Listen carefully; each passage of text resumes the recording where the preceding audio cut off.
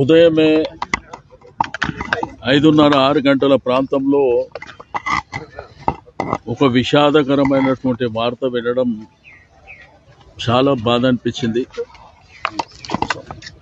దివంగత నేత మరి సాయన్న గారు 40 సంవత్సరాల రాజకీయ చరిత్రలో అనేక సార్లు కంటోన్మెంట్ ప్రాంతానికి ప్రాతినిధ్యం వహించడం, ఆయన లాస్ట్ టైం ఆరోగ్యరీత్యా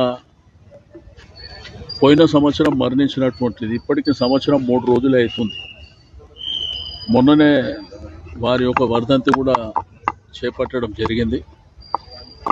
బట్ ఆ రోజుల్లో ఉన్న పరిస్థితుల్లో మరి మా పార్టీ అధ్యక్షుల వారు కేసీఆర్ గారు వారి కుటుంబానికి టికెట్ ఇవ్వాలన్నటువంటి ఉద్దేశంతోనే అమ్మాయికి టికెట్ ఇవ్వడం, అమ్మాయి కూడా మంచి మెజారిటీతో గెలవడం, అంటే కంటోన్మెంట్ ప్రజలు ఆ కుటుంబాన్ని, అక్కడ ఉన్నటువంటి కార్యకర్తలు ఆ కుటుంబాన్ని ఏ విధంగా గౌరవిస్తారో మనం చూసినాం.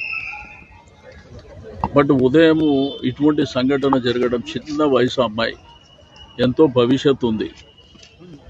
భవిష్యత్తులో మరి ప్రజలకు కానివ్వండి విశేషమైనటువంటి సేవలు అందించేటువంటి అవకాశం. బట్ పొద్దున యాక్సిడెంట్లో మరణించిందని చెప్పి ఫోన్ రావడం, ఆ తర్వాత టీవీలు చూస్తే ఆ టీవీలలో కూడా ఆ జరిగిన యాక్సిడెంట్ విజువల్స్ చూపించడం మా అందరికీ చాలా బాధాకరమైనటువంటిదే కాకుండా చాలా విషాదకరమైనటువంటిది. ఇటువంటి సంఘటన జరుగుతుందని చెప్పి మనం ఎవరం కూడా ఊహించినటువంటిది కాదు. బట్ విధిని మనం ఏం చేయలేం కాబట్టి మరి జరిగిన సంఘటన పట్ల మరి ఆ కుటుంబానికి మనము ధైర్యాన్ని ఇవ్వవలసినటువంటి అవసరం ఉన్నది.